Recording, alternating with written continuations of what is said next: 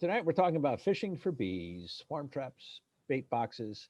It's the social responsibility of becoming a beekeeper. Use your power for good, right? And you can catch bees while you're doing life. Joined the swarm list when I first joined the club and had some great fun chasing bees. And then I started figuring out how to catch things with swarm traps and spent a lot more time doing swarm traps because and being a lot more successful, to say the least. Right. So it's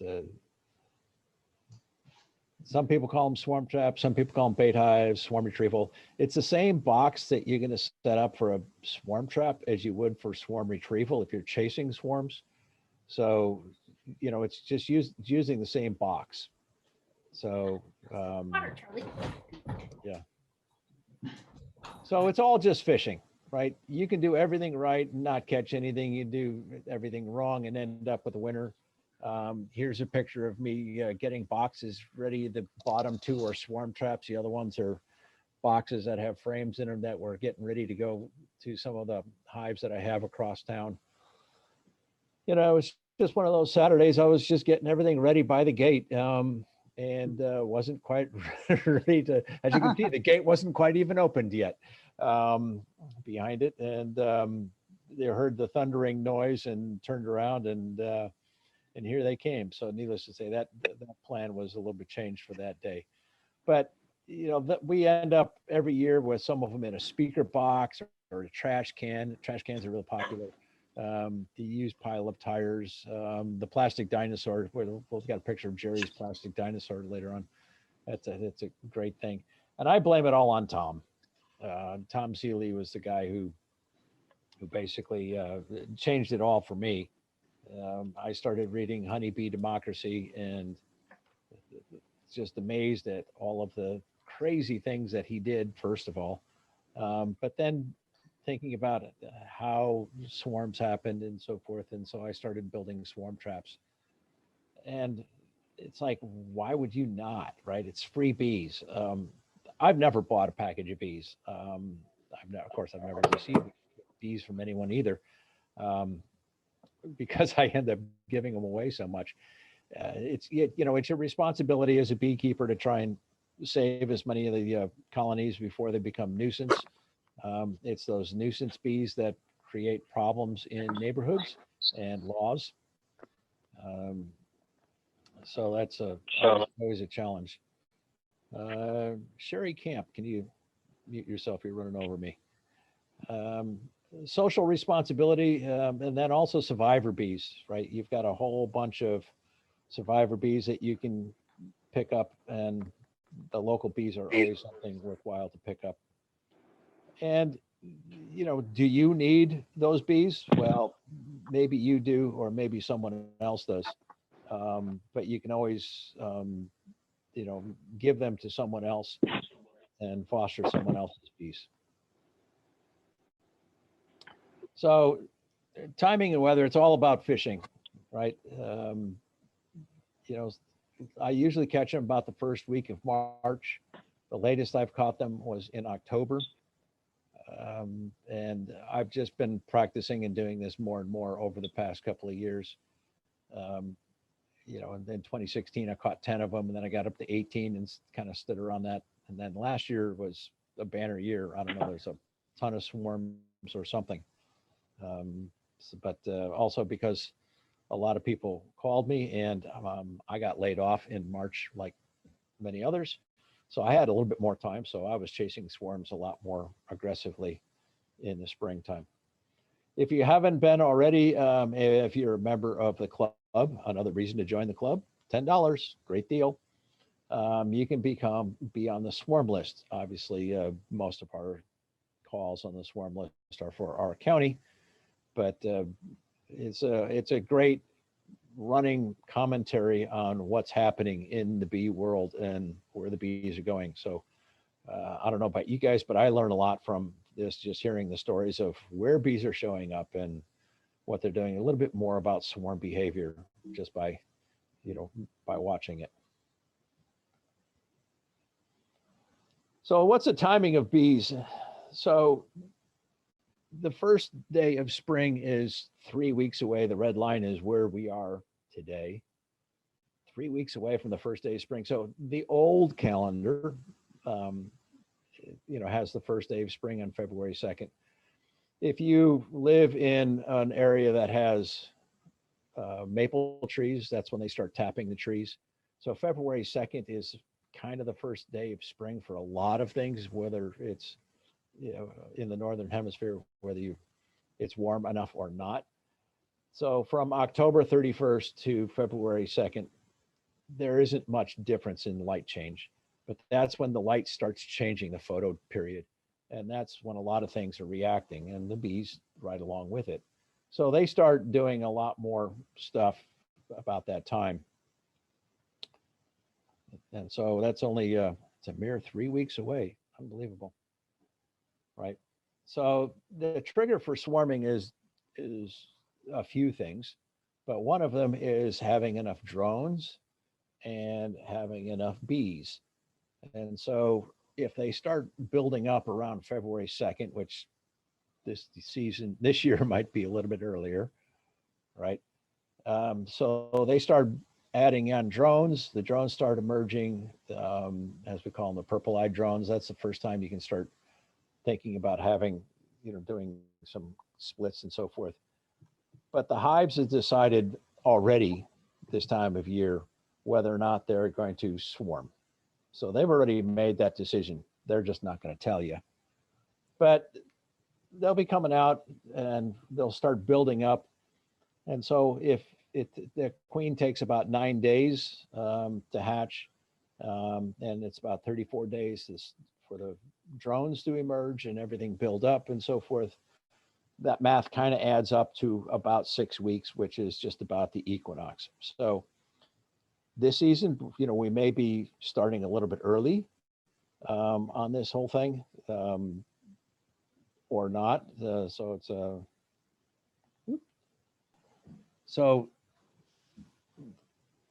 so the first day of spring is still going to be our, kind of our trigger that we need to take a look at. And that's why everyone's been asking about, what have you seen inside of the hive?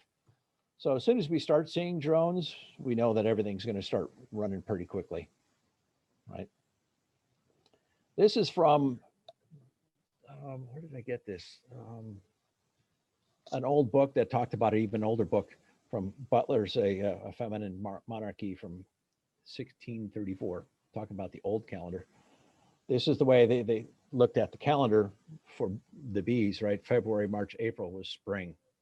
And that is very much true here in the Bay Area. It may not be true in Minneapolis, but it's very much true here. So the springtime is when they're definitely going to build up, and that's definitely when we're going to see a whole bunch of that kind of stuff coming up real fast. The swarm calls this is from 2017. We took a look at it. Thanks, Jerry, for this data. We took a look at it and we see where they kind of hit, and the equinox pretty much shows that that's the big time. So between the equinox and the solstice is when we get 60%, and then it just kind of tapers off after that. So there's a big chunk of them that happens right around the equinox. Like I said, this year might be a little bit earlier. Thanks, Jerry, for this data. This is wonderful. This is over the past couple of years. The blue lines are from last year, and you can see that we just had a big bumper crop last year. On week 15, you see we had a decline last year. And one of our meetings a couple of weeks ago, we looked at that and overlaid it with George's information on his weather report. And that week 15, we had a lot of rain.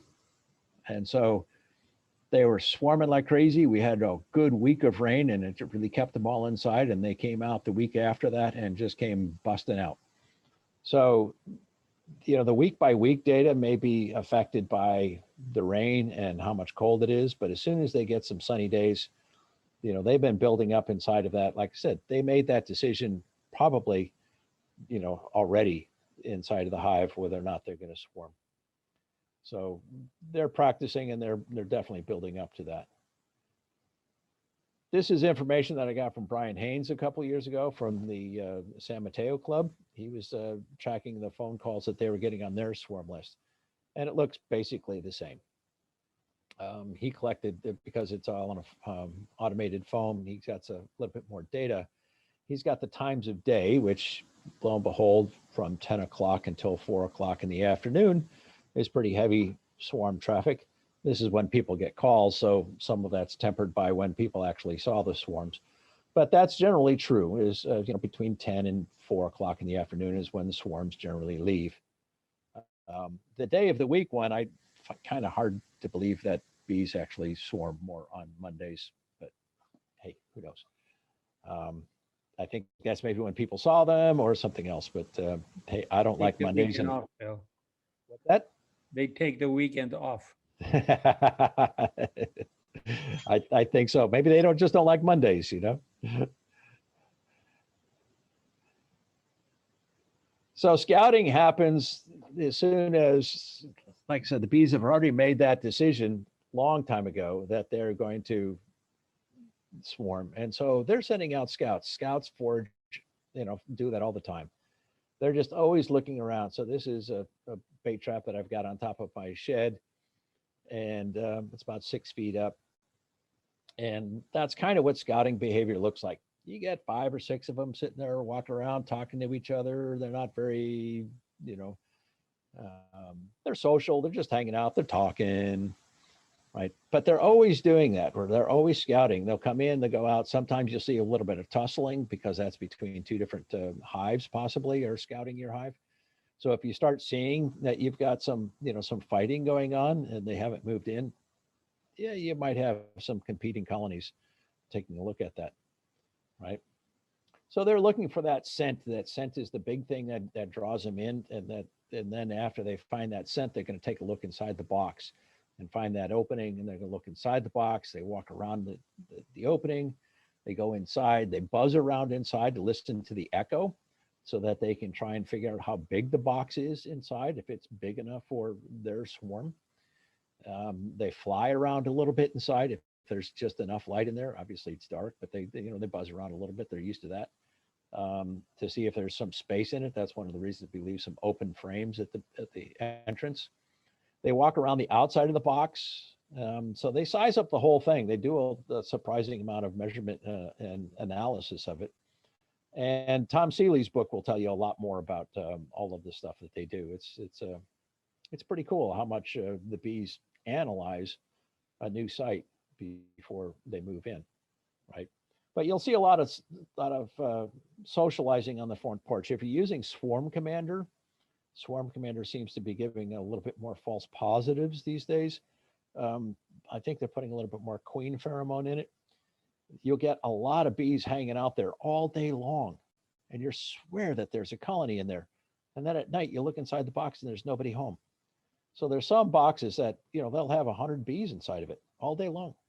I don't know what they're doing, and then they just disappear at night. So they're finding something that is really attracting them. But you'll see if you have enough time, and if you, like we did last spring with the COVID, some people have mentioned that they saw this exact thing. The bees start showing up, and then there's more, and there's more, and there's more. And, every day there's a few more, and you're like, wow, and then you get a good sunny day and you swear that they're going to be showing up. And then it's the perfect sunny day. It's still, it's quiet, it's warm. And all of a sudden there's absolutely no bees sitting on your hive. And you're like, what the heck? You guys were here all yesterday. You go inside and get yourself a cup of coffee, and then all of a sudden you hear the swarm coming in. It's just a phenomenal thing. They just all show up all together. It's fantastic. So about 10 to 4 is when they show up. And when they show up, it's just a mad rush, right? The sky is just filled with bees. There's just this phenomenal buzz. They land on top of the box and they end up piling just inches thick at times. And they're flying all over. And when it happens, if you happen to be there, just stand in the middle of it. They're not going to bother you at all. Your neighbors will think you're crazy, and any onlookers, but you can stand in there and act like God if you want, with your arms raised in the air, and But they're just going to fly around you, and it's phenomenal. You can put your hand right in the middle of these things if you want to feel what a bunch of bees feel like and not get stung, if you are so bold. But they're very docile at this time. So they have filled their bellies up with as much honey as they possibly can stand. And they're interested about getting into that box and building it up. But they're really docile when they come in, and it's fantastic. We call it the move in. So when they're moving in, it's loads of fun. Sometimes it doesn't look like they're going to fit. This is one of our club members who sent me this photo from last year. This is the Swarm Trooper. It's a 5+5 box, and they built a nice little rig off of their awning, off their eaves, and it caught a fine swarm. They all fit in there after a while, but that's a good 8 frames worth of bees there. It was a wonderful swarm for them. So this is my patented invention. I'm making a lot of money on it. Not. I'm making no money on it. I get to talk to y'all about it.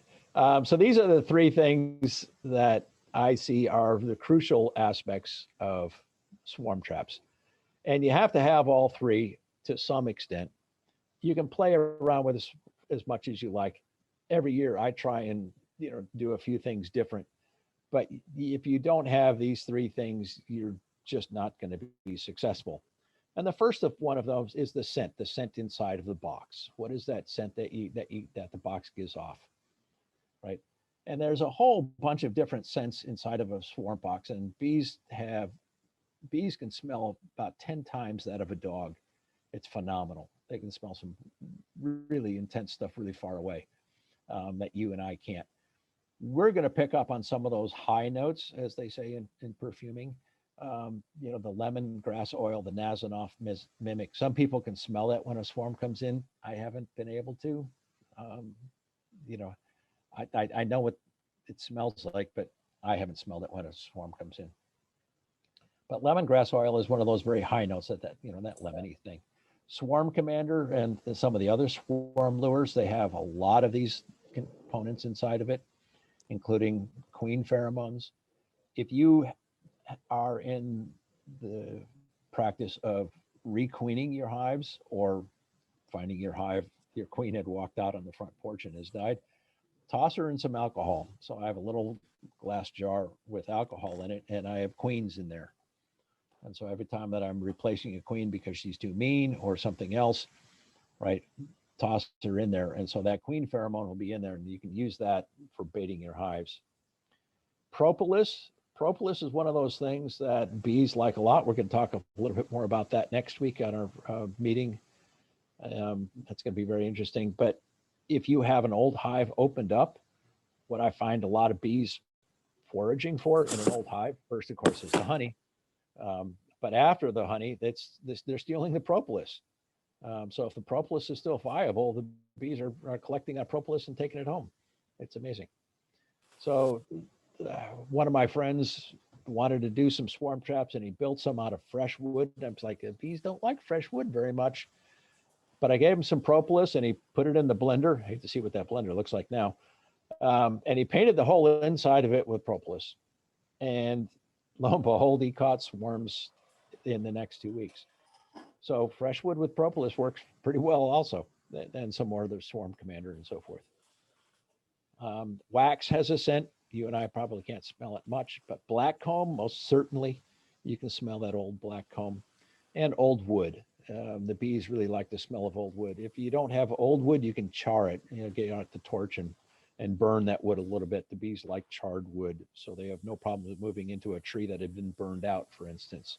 So that's a very familiar scent for them. There's a lot of off-the-shelf stuff out there. I've gone with Swarm Commander because it works so well. But there's lots of other stuff that you can do.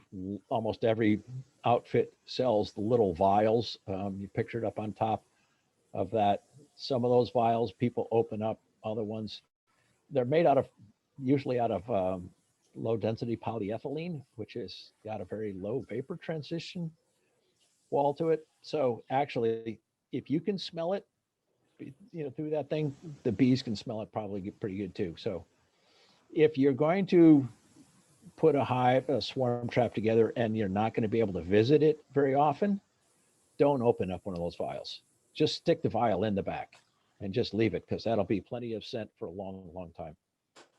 But if you're going to visit it all the time, just crack open the vial and then pour it on top of the frames. And then just toss the rest of the vial in the back of the hive. That Swarm Commander Super Lure on the left-hand side, it's a big jelly-looking thing, and it's just squidgy. That thing's 2 years old, and it keeps on bringing them in. I don't know when it's going to stop, but it still smells good to me. So it must smell good to the bees. So that one was worked out pretty good for me. The one on the right-hand side, anise, that's one I picked up from Tom Seeley. If you want to see if you have bees in your yard, just sprinkle a little bit of that on just about anything in your backyard, and you will see the bees show up. It's a fantastic attractant. It smells like flowers.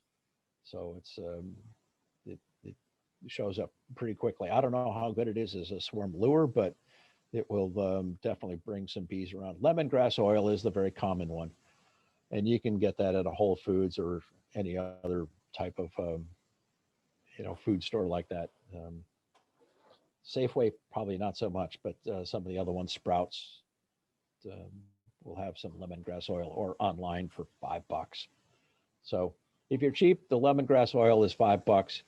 The Swarm Commander spray or the gel is $20 or $25 now. So, but it's worth it. It's gone to 30, Phil. It's gone to $30. $20 right now. $30. Do I hear 31? 31. All right. But anyway, yeah, one of those things will last you all year long anyway, right? Most important thing is don't overwhelm your date, right? Don't use too much of it, just a little bit. Just a spray inside and a spray out in front. You're probably good for next month, right? If you can't get to your swarm trap easily, dose it in a Q-tip and then put it in a little baggie or some kind. Don't go and buy a new baggie. Just grab something out of the trash and put a rubber band around it. There's be enough in there that that scent will float out over time. That'll last probably about 6 weeks in this configuration. If you can visit the hive frequently, just dip your Q-tip and toss it in the back of the hive, and do that once every 3 or 4 weeks, and you'll probably be good also. Right. So some of the other scents that that help contribute that is black comb. Black comb is one of those things that you just really can't duplicate. If you have some old black comb that's been sitting around and it's a little bit moldy or janky, you're not quite sure. What I've done is I actually just get the hose out with a sprayer nozzle on it, and I spray it in there and just wash it all out, and then I throw it in the spinner, and it spins it back out, and it kind of revitalizes the whole thing. It's amazing. That works out well. Yellow comb is always good. So whatever you harvested last year, you might still have some of that yellow comb, even if it's partial. Propolis, like I said, it's just one of those magic things. If you scrape it off your boxes, like I do all year long, and I got a little plastic tub, that's a good thing to mix in with some alcohol and wash it onto stuff. Like I said, a friend of mine just did fresh hives, fresh wood with propolis, and it worked fantastic.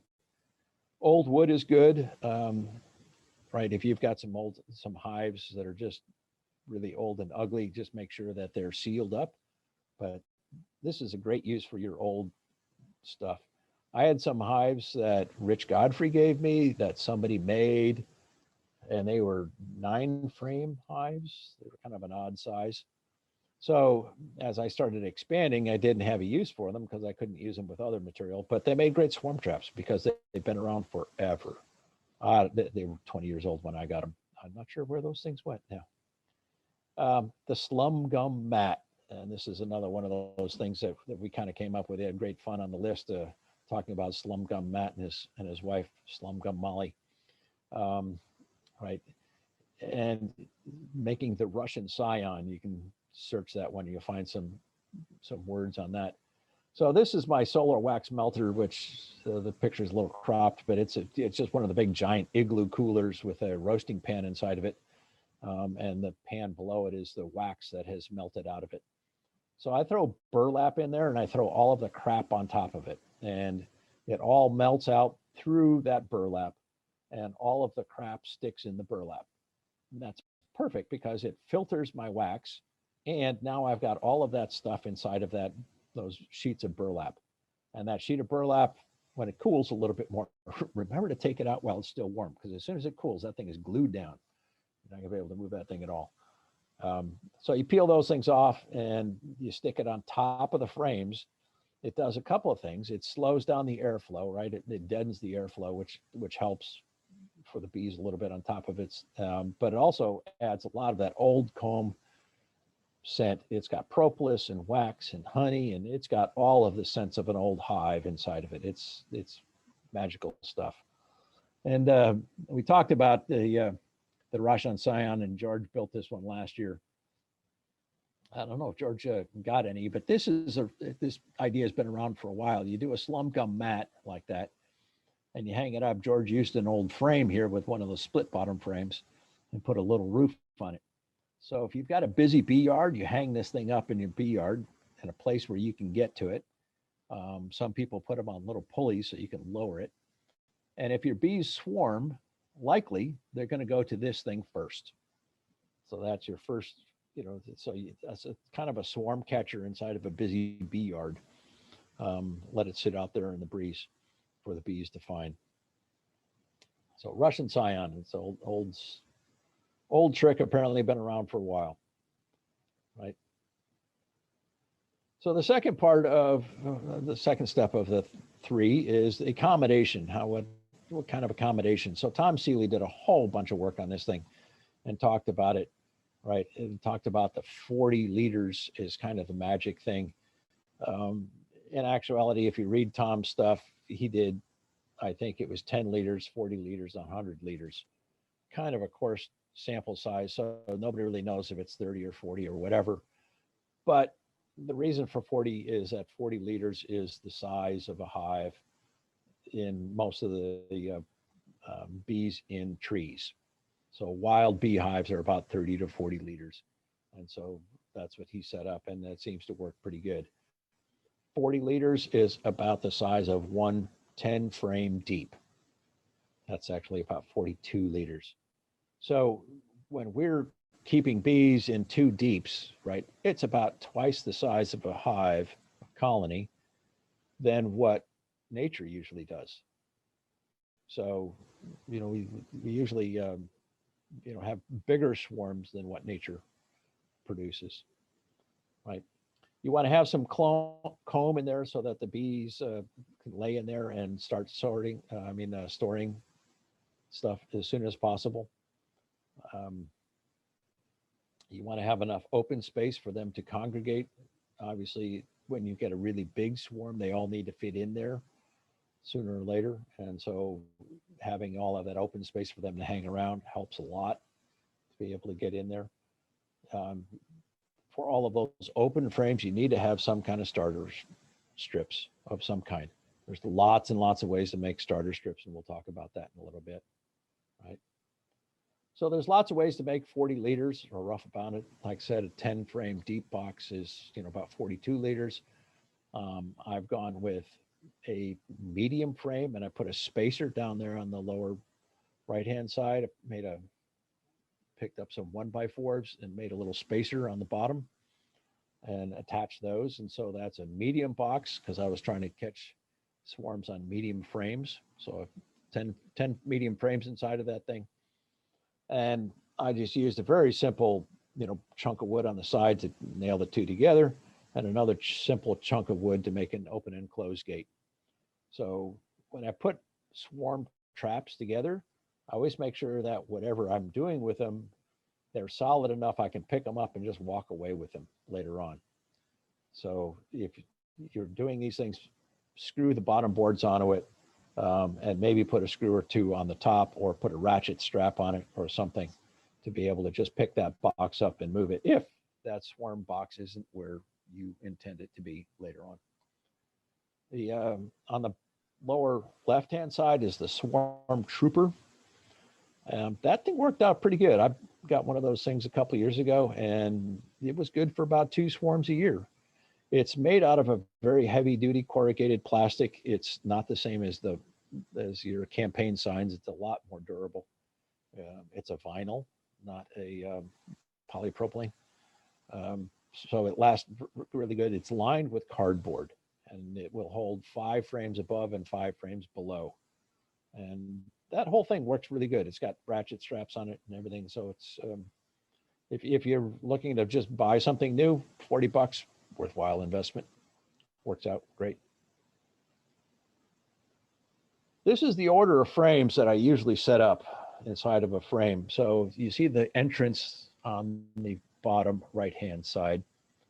And so on that side, when the bees come in, I try to put some open frames in there so that they can, feel that empty space and know that there's some empty space to move into.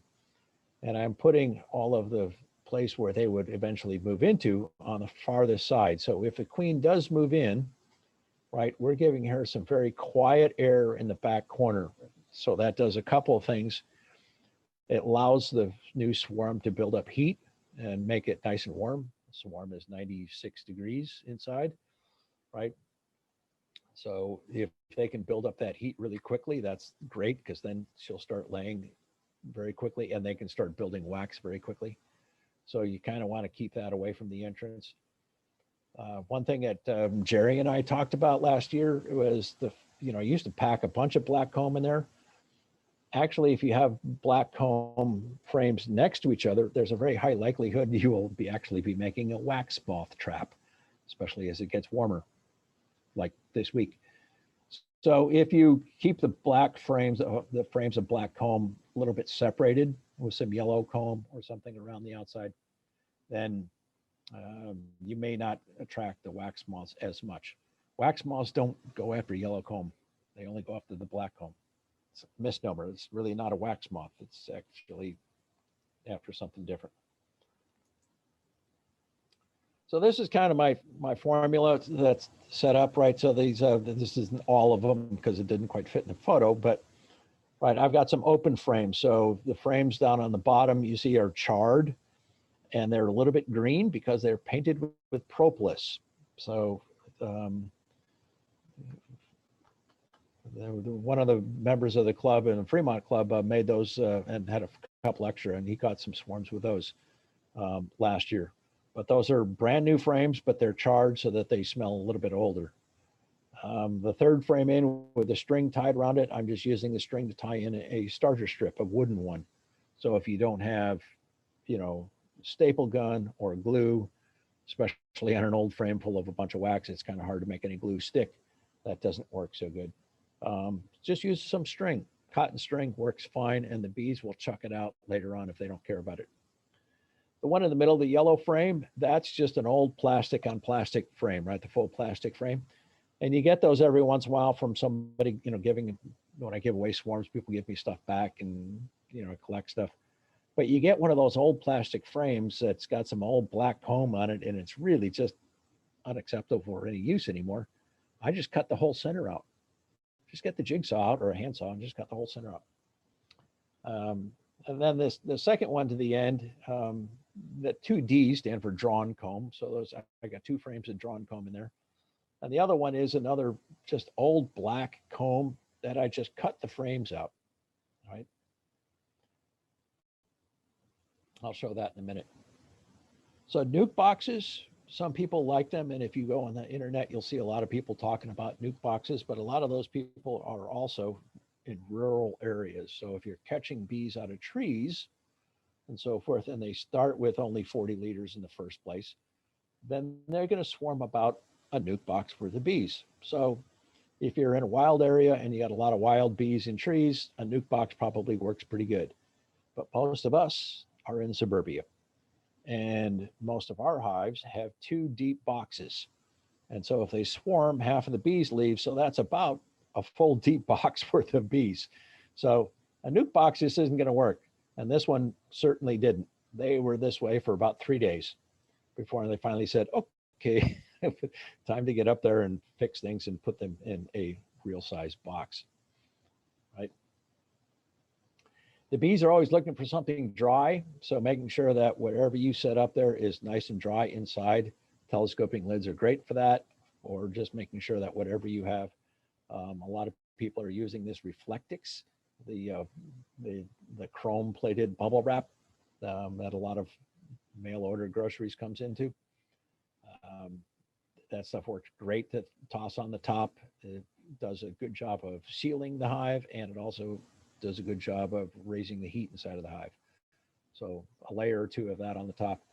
Chloroplast, that's the campaign signs, that also works very good. I use them sometimes in the inner cover, or I use them as an outer cover on just a plywood, because it keeps the water out and makes a nice insulation. You want to have a very small, surprisingly small, defendable entrance, right? The bees want to make sure that they've got some place that when they move in that they can control and so forth. So that's one of the selling points for it. It needs to be dark and airtight. So if you get some really old, crappy hives that are just falling apart, they work really good as swarm traps. But you should probably spend a little bit of time with a little bit of Gorilla Glue or something else to fill up some of the gaps. Gorilla Glue expands, it foams, so it works really good for gap filling and making old, really crappy hives worthwhile for a swarm trap. This is a styrofoam hive, the Better Bee, I forgot the brand. I got from Oliver over in the San Mateo Club. He had a bunch of these things and sold them to me for, I don't know, 20 bucks a piece. And they're great. They're super light. They're super durable. I've had them for 4 years now and tromping around, and I've been catching swarms in them on a fairly regular basis. So they work pretty good for that. So the box temperature is important, right? They don't want to get very hot. So if you have a very hot location on the sun, make sure you insulate that hive really well. A little bit of morning sun helps to improve the scent and warm up the box a little bit and dry out the box. Then partial shade. So I put a lot of my swarms underneath a tree that gets some morning sun, and then it's shaded in the afternoon, right? You want to build it level because you got foundationless frames in there, and bees will build comb like there's no tomorrow when they come in. So they're all filled up their bellies, and if they've swarmed straight into your hive and haven't spent any time, bivouacking out somewhere, right? They left the hive and got into your hive within a couple of hours. There's a lot of bees with bellies full of honey, and they will draw a lot of wax really, really quickly. So make sure that you have accommodation for that to be able to build for that. The third corner is location, location, location, location. Where the bees are, my swarm waits for me. Who's saying that one? I've forgotten. You're not going to catch bees if they're not there in the first place. So, you always need to find out where they are. I've kind of created a situation, not the first time, in my backyard where I've got a bunch of my bee stuff stacked up on a couple of shelves by the back gate. So there's old boxes there, and bees are just always visiting it, right? They're finding my old stuff, and they're cleaning off the propolis and seeing what they can find, but it just always smells like bee stuff all around that back corner there. So there's always a whole bunch of bees there. My friend Mia, she has a garden, and I put a swarm trap there. I get about 2 of them every year out of there. It works great. So knowing where bees are coming from, some people have had, bees living in a shed or a neighbor's shed. So if you know where swarms have happened before, that works really good. If swarms have landed in your tree in the same spot every year, putting a swarm box near there is always a good idea. If you know where there is a bee tree or a shed full of bees, it's always a good thing to go and try and find We those. went hot sauce. Sorry, what's that?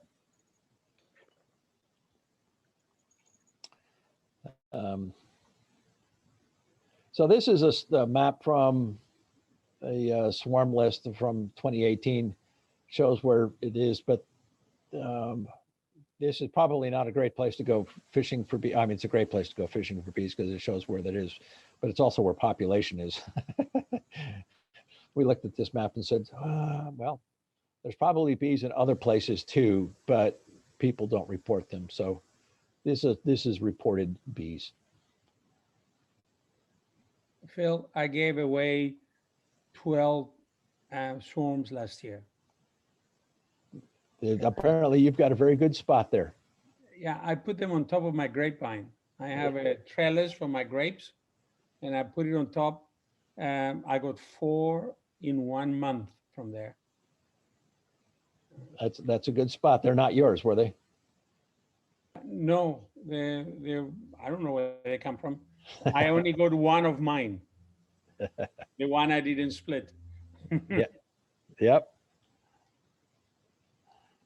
So the location is one thing you want to do, is you want to have it in a location where the bees can easily find it again. So one thing that you learn from Seeley's little thing is how they do the honeybee democracy, is how they vote. It's amazing. And so when a bee scouts it and finds your place and thinks it's great, she'll go back to the other bees and advertise it, but she only gets to vote once. What a great idea. Cosmic. And when the vote's over, they stick by the vote. What a great idea too. So when she goes back to the hive, she needs to tell the other bees where that hive was. And so if it's near a landmark, it helps them, I think, as best I can tell. So as long as it's a place that they can find again is really good. So putting the entrance downwind, if you've got a lot of strong wind, this just helps keep the scent in the box a little bit more. If you got a strong wind blowing through the hive, it's going to dilute your scent pretty quickly. But there's going to be still air inside of the box also with the entrance downwind, even in a windy spot. That will help for the bees to consider it as a good location. Right. You look at Tom Seeley stuff, and he's talking about 15 to 20 feet up. That's where a lot of bee trees are. We don't have the same consideration here. People have caught swarms on the ground, and the fact that we still get water meter bees probably about 5 or 6 times a year tells you that the bees really aren't paying attention so much to that. But a little bit of altitude does help. So if you got some 4-foot tables, or I've got one of those cheap aluminum tool sheds that I put bees on top of every year. My neighbor has a 2nd-story deck, and that one has worked very well for me also. So a little bit of height helps great, because that does send the scent out a little bit more. And that's, once again, one of the things that the bees are first finding your hive with. So making sure that the hive is stable and still. So if there's branches rubbing on it and so forth, that may be annoying. Surprisingly, the bees really don't care about rock and roll and music so much, but the vibration of moving and so forth is probably a little bit more obnoxious. Some people have hung them. As long as they're hanging and swinging and not beating against something, they're probably pretty good in there. So on your frames, older is better, right? Get all of your old frames and use those in there. So if you're cycling out your frames, put your new frames in your new hives, take your old frames and use those. If you're thinking about what to do, you've probably got some old frames, sacrifice your old frames and put them in your swarm traps, and save your new frames for your new bees. Starter strips are good. If anything, you make them out of wood, you can make them out of wax. If you get wax foundation with the wires in it, those rip apart really nicely, and you can get 2 of those things to lay across and make a starter strip across the top. That works really well. Like I said, avoid putting a couple of black comb frames together because they will make a wax moth trap pretty quick. And so for the old plastic frames, I just cut the centers out. So here's one on the left-hand side, actually two of them. So here's one that I just did. I cut the center out. You can see the center that I cut out of it. And the furthest left one is one that I did last year. I was using a circular saw then, and I cut right through the top of that frame, you can see. But you can see that that whole center of it is nice new yellow comb. So that was a very similar, ugly looking piece of plastic crap frame. You know, one of those things that's been sitting around forever. But I cut the center off and I threw it inside of the swarm trap, and they moved in and they filled that thing out directly. You can see they even did a nice job of building some drone comb down there in the bottom. The other way to do that is if you have, you know, wood frames with plastic foundation, just pop that frame out there and get your handsaw out and cut them up into 3 nice pieces. And, you know, either tie them in with string or rubber bands or a staple or something just to hold it in place. But that's a great way to get a lot of that old scent in there and have an open frame. The bees will build onto that thing directly as soon as they start moving up.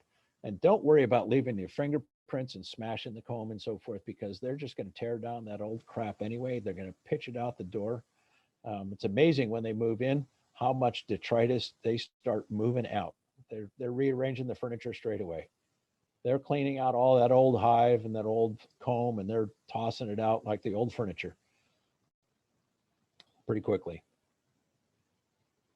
So here's a couple other ways to do it, right? If you get frames that have the little cleat on them, you can break that little cleat off and turn it sideways and nail it back in, or tie it in with string.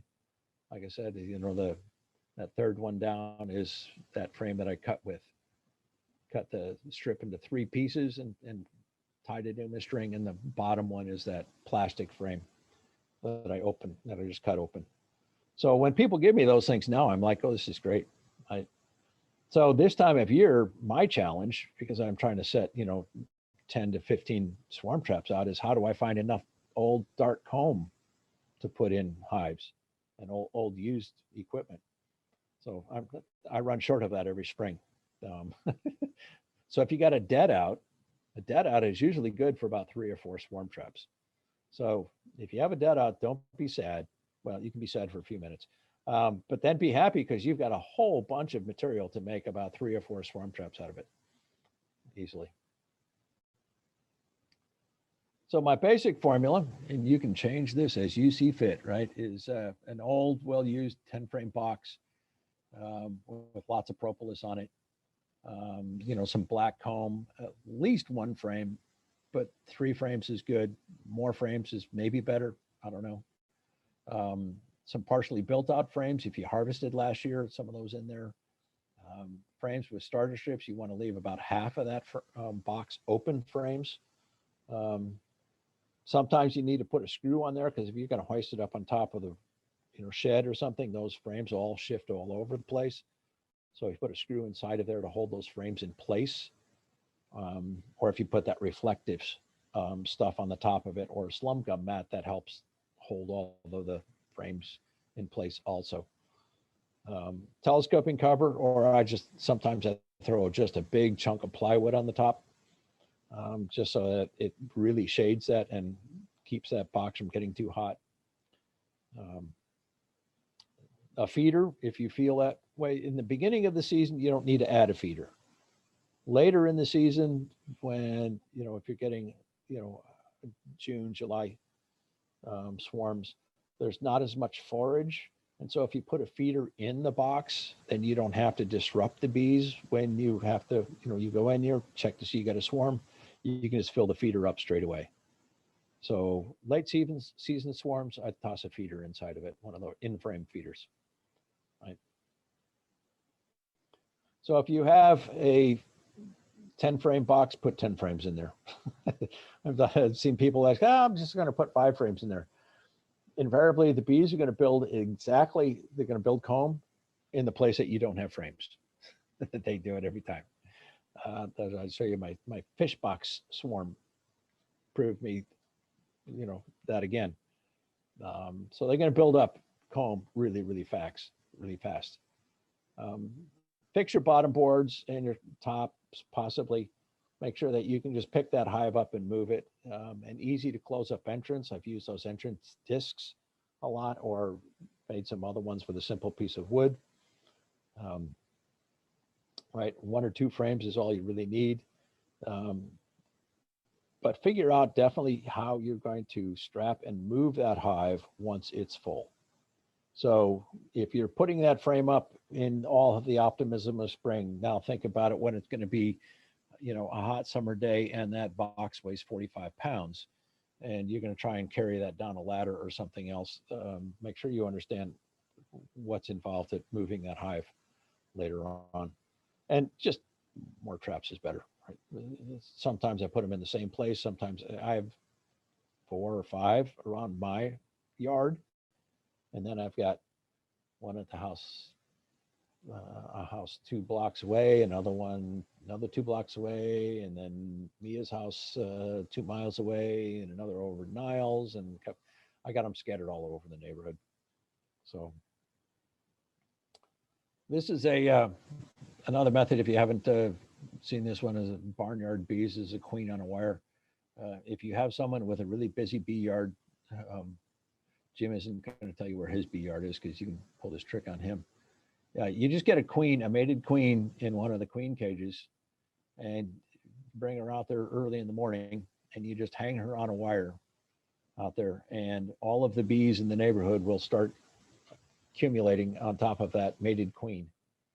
And about 4 o'clock in the afternoon, you will have a good sized ball of bees sitting on top of that queen. You just lower it inside of a nuke box and you've got yourself a swarm.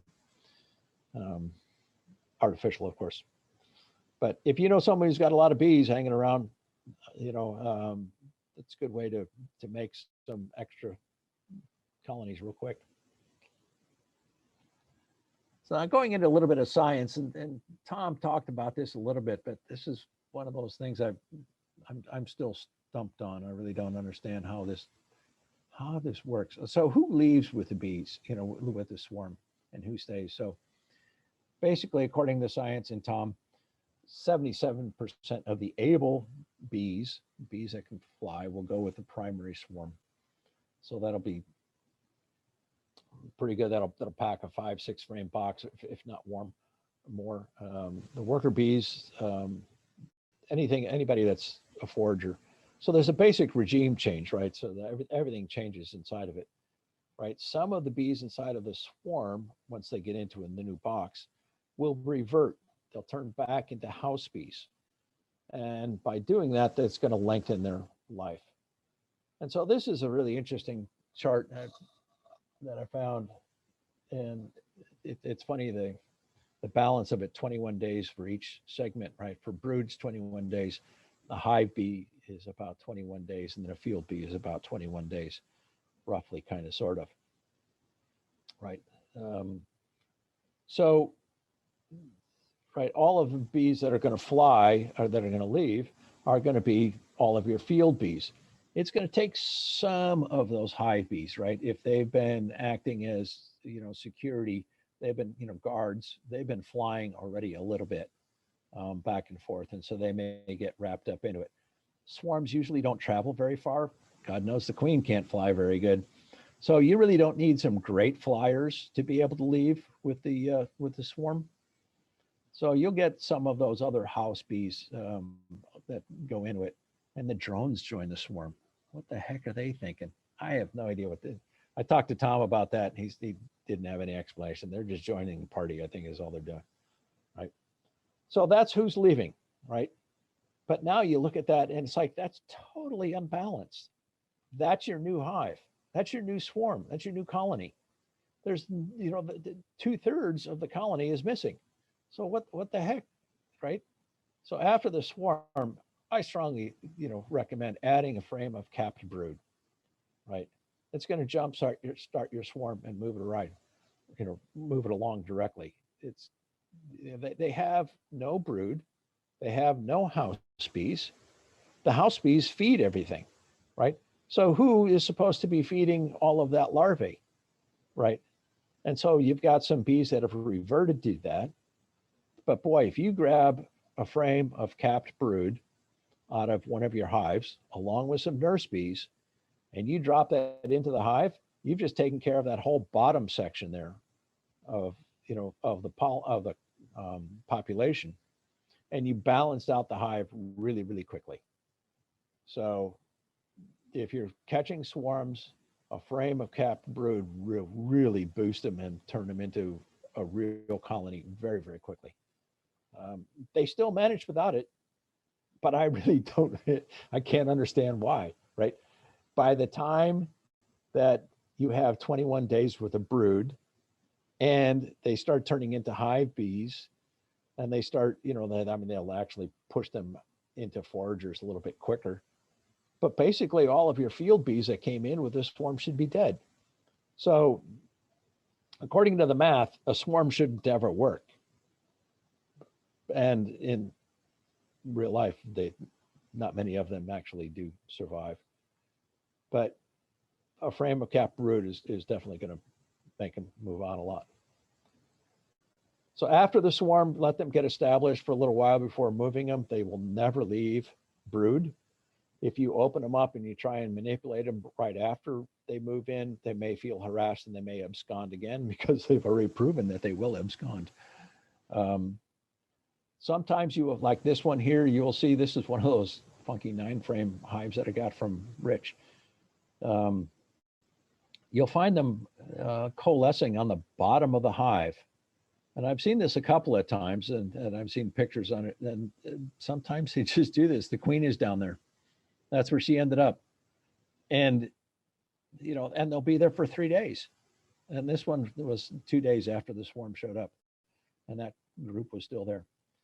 When you have that, just open up the top of the box, take your comb, your frame of black comb, and just pull it underneath that whole thing very slowly and gently. Get a whole bunch of bees in it, put it inside of the hive, and do that a couple of times, and then all of a sudden everybody will go inside. So you'll just see this characteristic every once in a while. They found a home, they just won't walk in the front door.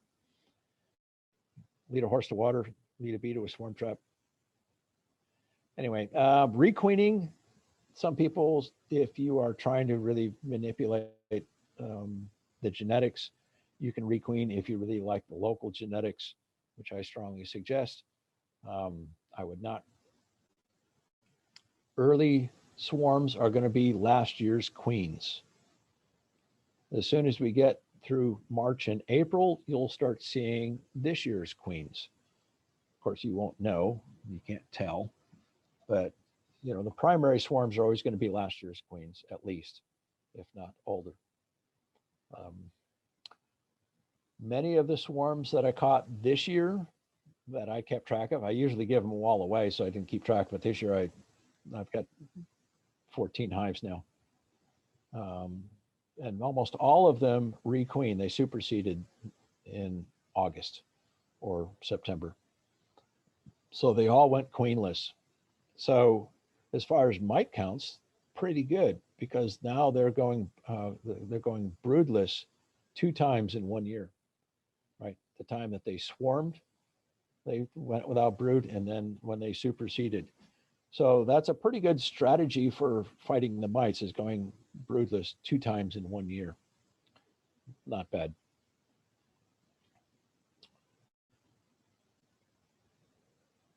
So after the swarm, make sure that you set up a new swarm right in its place. You can't tell sometimes if you've got 2 different colonies scouting your hive at the same time. Here I've got 2 hives right next to each other. The swarm trooper is on the left, and that's my fish box. Somebody who worked in a restaurant gave me this thing, it had fish in it. Bees like fish. Who knew it? This box was just lying around and it smelled like fish, and the bees were always inside of it. I'm like, okay, fine. Bees have no problem with fish smell.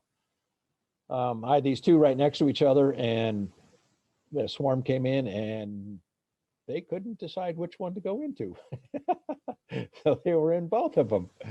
And then obviously the queen moved into one of them. And so after a couple of days, they finally sorted it all out.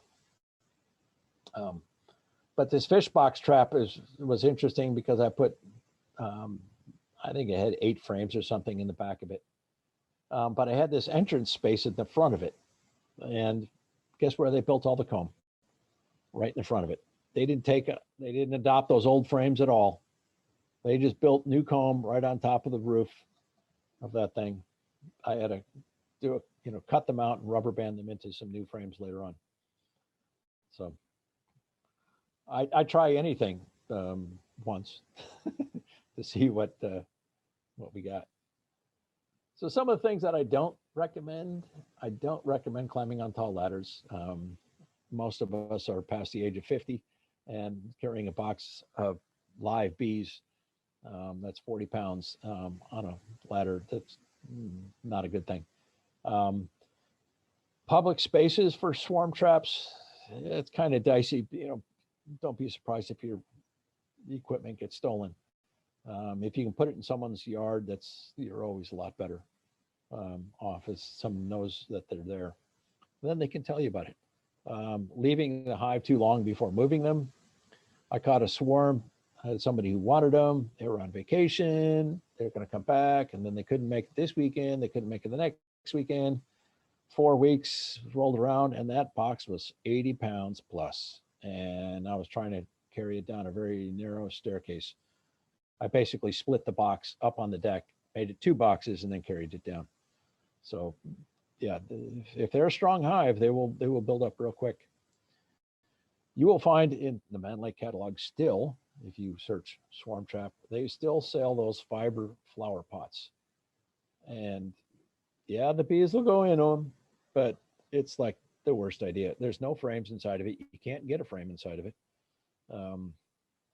And so if you end up with that, so now you have, a cutout situation. Not a good thing. Right, new frames, new boxes. Bees don't like new wood, so just use your old junky stuff as best possible in there. And here's my ad for the Alameda County Beekeepers Association's swarm list. It's the most entertainment you can have while sitting at your desk and watching other people running around the county chasing after bees all spring long. It's fantastic. We got about 700 calls last year. It seems like the numbers just keeps on going up. Jerry is the driving force. Actually, the man who built it unfortunately passed away last week. But we always need operators to help handle the phone line. So if you have time in the middle of the day, between 10 and 4 is usually likely time, and can help answer the phone lines, it's great. If you want to catch swarms, sign up for the swarm list. Just remember, it's extremely competitive.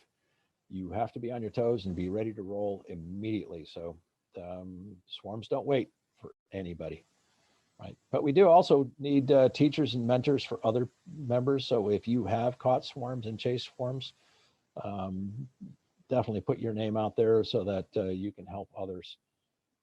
And when you are chasing swarms, of course, be very, very nice to everyone you meet, because you never know what's going to happen. And some people are amazed, and you can act like Superman or Wonder Woman and show up and save the day, and everybody is just agog at how easily you handle the bees, the bee whisperer. It's a lot of fun, to say the least. So it's not entirely science, right? It's fishing, right? Here's Jerry's plastic dinosaur, which caught a swarm, lived in there for 3 or 4 years.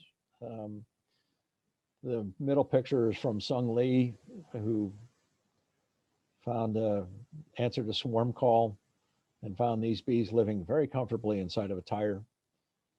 The water meter bees are a constant one. They show up all the time. That's a pretty full box of bees.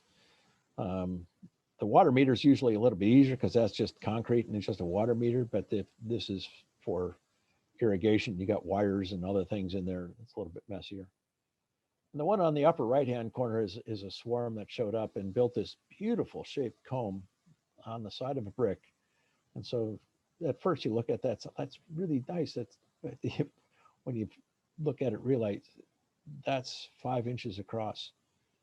So the bees showed up and they decided that's where they're going to stay, and they were making an attempt at it. Those bees didn't make it, unfortunately, because they just got too small by the time winter came around. But you can give them everything you want and they're going to show you wrong.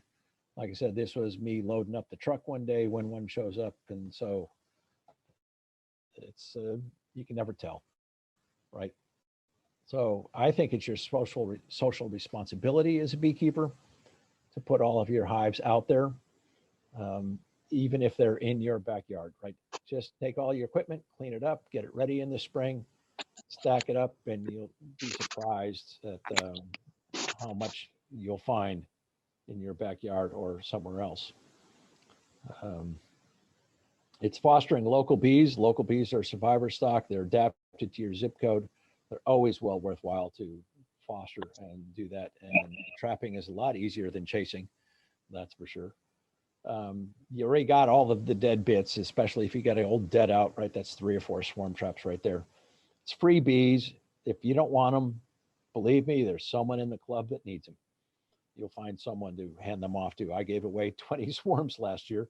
Elfie gave away a whole bunch. I know Greg Mao gave away a bunch. So there's a lot of people that have given away, a lot of swarms by catching them, right?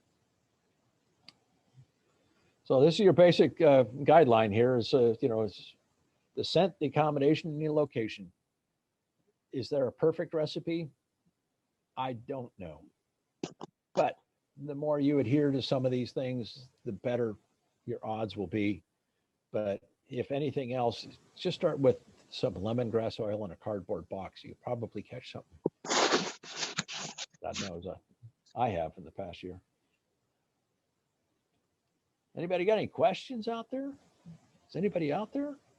I see Rich Godfrey's out there. Hey, Hi, Phil, this it's Hannah. I have a question. Oh, sorry. Am Go I ahead. interrupting? No. Oh, if you said you get, I can see. Oh, you said you put traps on your in 2 blocks. And let's say you get those bees into 2 blocks. How and you let them establish in that trap. How do you move them to your backyard? They're gonna fly away. No, yeah. So that's always the rule that I didn't mention. The rule is 2 feet or 2 miles. Yes. But So if I'm moving them, I'm going to give them away to someone that has to be more than 2 miles away. Fortunately, Sister Barbara has been kind enough to allow me to keep bees with her up at the mission, and that's 3 miles away from me. So sometimes if I'm catching bees here and I know they're going to be moved, I can take them up to the mission, or I have another bee yard out on Paseo Padre that I can move the bees to temporarily. So I can move them to different places. But yeah, moving them two blocks away, that's not going to work. You move them temporarily to 2 miles away, and then you bring them back. Is that right? Well, or I usually give them away. Yes. Okay. If you catch them in your own yard, Yep. if you catch them in your own yard, do you move them like immediately or that night? Or if you're just going to move them like from the backyard to your front deck? Or do you, how long do you wait? If you want bees on your front deck, I would put your swarm trap on your front deck. I put my swarm traps where I think I'm going to catch the bees. But yeah, moving bees from the back. Yeah. So if you do that, definitely do that in the first day, right? If you're going to move them from the backyard to the front yard, do that straight away. They've all moved in. They're really not sure where they are in the first place. Some will still show up in the backyard because they scouted the backyard. They know that's where they came from, but definitely put them in there. Some people will close them up for a day or two. Make sure they have ventilation, but close them up because they've all been very well fed. And so they will live for a couple of days, no problem. They'll draw some wax and they'll hang out and they'll get used to it. But doing the other trick of putting a whole bunch of weeds and grass in the front of the hive so that they have to fight their way out and realize that they're not in Oklahoma anymore. So can it work if you catch them 2 blocks away? Yeah, if it's inside of 2 miles, you're going to have to do something different. Yeah, so if you're going to move them within 2 miles, move them immediately and make sure that they're closed up, or let them sit for a week so that they get acclimated and they have brood inside of there, because they'll never leave brood. And then you can move them a couple miles away. But I have moved them, 3 miles away, let them sit for a while and then bring them back. But if you let them too long, right, those bees have a memory, and boy, as soon as you move them, they're going to be back somewhere else. So if you're moving hives 3 miles away and bringing them back, that has to be actually over a month, No. because the bees need to age out. They need to die first, the old bees. I'd like to know about your using the queen pheromone in alcohol, when you put the queens in alcohol versus swarm commander, and whether you would use the alcohol pheromone along with lemongrass, because they're kind of, you indicated that they had different scents. They do have different scents. So yeah, so if yeah, I just got alcohol and I just dip a Q-tip in there and then toss that Q-tip in the back of the hive for the queen pheromone. Along with what else? If I was using, I would use the lemongrass oil. And then not the swarm commander.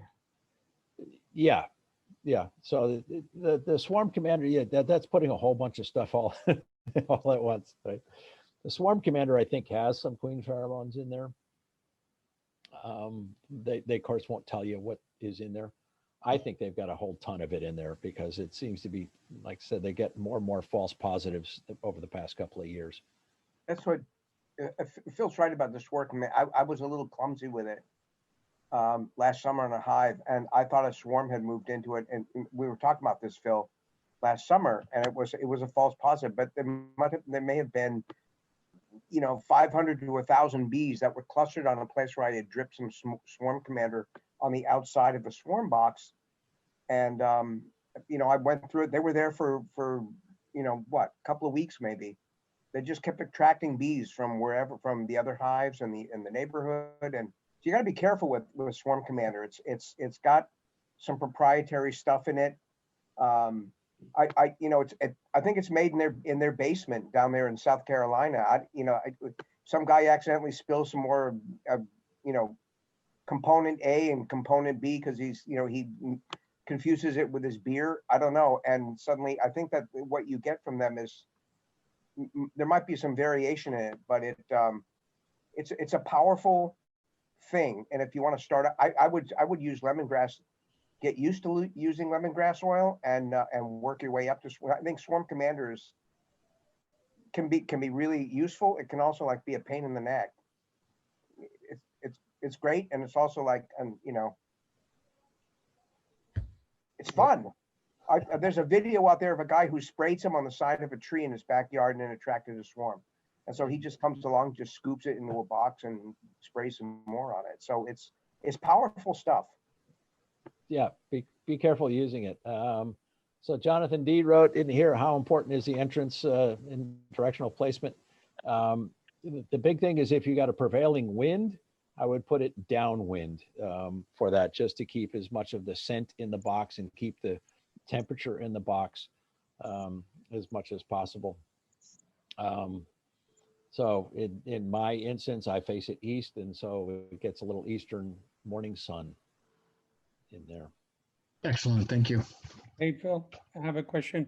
Is there anybody who has a good design for a bee vacuum? To vacuum it when they're on a tree or something like that. I tried with a baguette, but I cannot get them all every time. And I'm too old to get on a tree right now. If I can have a long hose with a vacuum and vacuum them all up, that's what I was thinking of making. Yeah, there's a lot of beeswax on the web that you can find. There's one called was it the Colorado or the Denver one, which is pretty good. It attaches onto a bee box, a 10 frame box. And so you can put frames in there and it pulls it into it.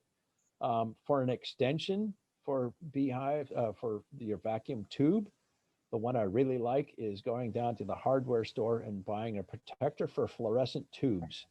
It's a clear vinyl tube. It's about 1.5 inches in diameter, and you can get them 8 feet long. They're fantastic. And if you need a couple of those, you can duct tape them together, and that just hook that up to your vacuum cleaner. And so you can reach pretty high at Yeah. that. Vacuum cleaners are very good for catching swarms that are. I think I lost 2 last year because I couldn't. I wasn't going to get up there. Simple as that. Yeah. I couldn't bring them down. I Yeah. tried to bag it on a long stick and walk them, but the queen didn't fall inside, so they went back up there again. Yep. You know? Yep. Anyway, I was looking for ideas. If anybody has any ideas, it would be great. Thank Yeah, you. Jerry just posted one for BVAC Designs and on the B Source. If you haven't been on B Source, there's a black hole for the afternoon. You can find anything you want in the B Source. It's a little more difficult on that site than it used to be. They changed the format, so it's a little hard to read. Hey Phil, I got a question for you, Ron here. You mentioned open frames. Is it better to have like open frames with starter strips or just pre-drawn frames in there that they can sort of sit up against? I like starter strips so that there's the open space that the bees can fly around inside of there, so that they can hear what's going on. So undrawn frames. So if they're full frames but undrawn, then that may work also. But once again, you want to get as much of that scent in there. So if they're plastic foundation, make sure that they have lots and lots of wax on them. Most plastic foundation doesn't have enough wax. So if you melt out a little bit of wax and give it an extra dose to cover your frame, your black plastic with extra wax, that helps. I always say my really old janky wax, the stuff that comes out like I showed you in the picture earlier, that's really dark and ugly. That stuff's great for swarm traps. So I just use that to glue stuff together and to wax up frames because the bees will take to it just fine. So really what you're saying is the bees like to sort of sound out, echo the chamber, right? Which is why foundationless frames are probably the best way to go. That is to correct. help them figure out the size. Okay. Mm-hmm. Yep. Yeah. Tom Seeley talks about that, how they buzz around inside of it and listen to it, and to what's going on inside of the box. So they buzz and they listen, and well, just like if you walk into a room, you can pretty much easily hear your footsteps and know how big the room is or how small the room is without turning the light on.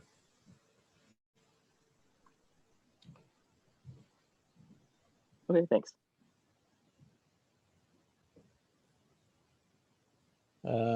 So scorching the wood, burning the wood, yeah, a propane torch works just fine. I've seen lots of different ways of doing it. It doesn't take much, and it smells really good. So, taking your new frames and just be careful that you're not, because you're trying to get all the surfaces and you're trying to remember which surface you did and which one you didn't, and you end up inadvertently burning the hair off the back of your hands every once in a while. So be careful doing that. Hey, Phil, any thoughts on time of day to move them? At night to get all the foragers, during the day? What are your thoughts on that? Yeah, definitely move them at night, right? So when they all get into the hive, that's usually when you want to close them up and move them. So if you're catching them on the very day that they swarm, close them up and move them the next day so that they're I'll move them at night. So at night or early in the morning, whichever one you like. Of course, we have a tendency to still be up at night more so than we are before dawn. So I end up moving a lot of my bees in the evening.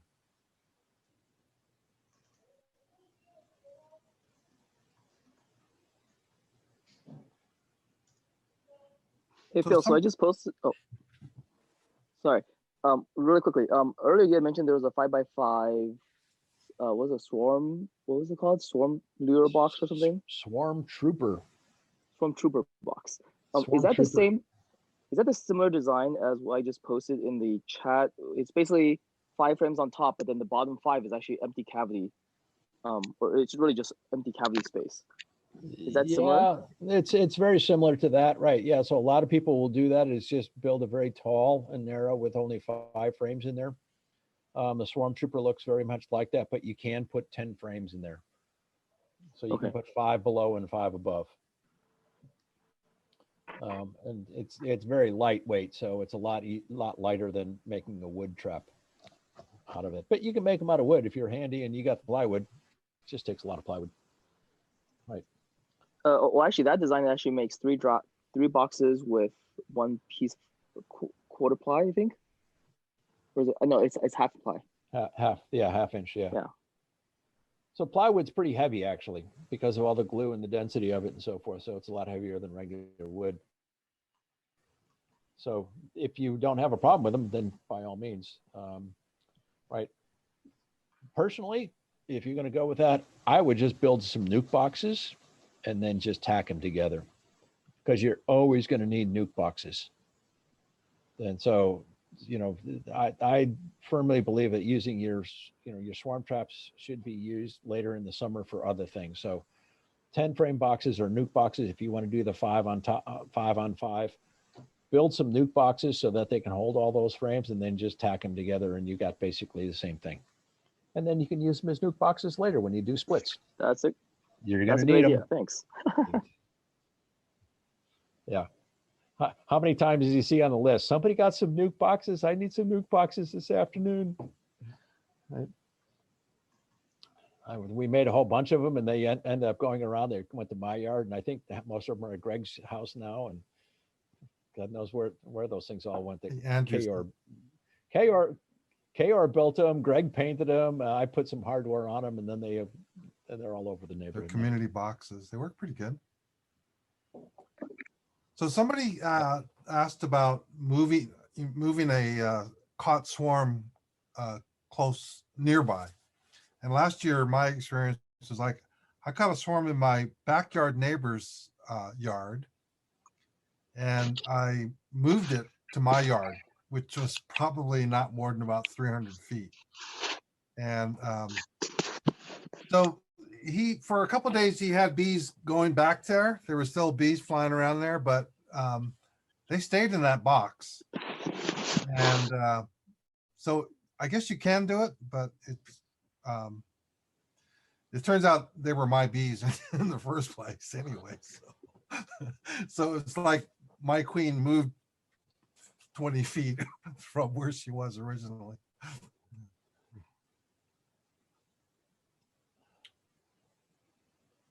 Yep. All right. Any other questions for Phil?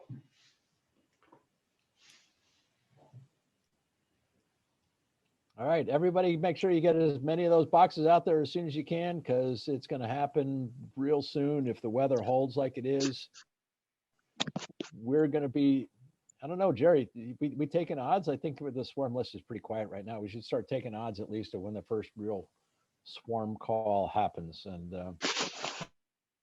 we did it last year and I was horribly off, but.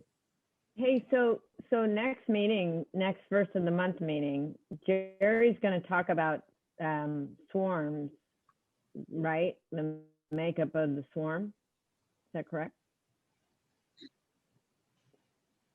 Yeah, Jerry, you're doing swarm chasing?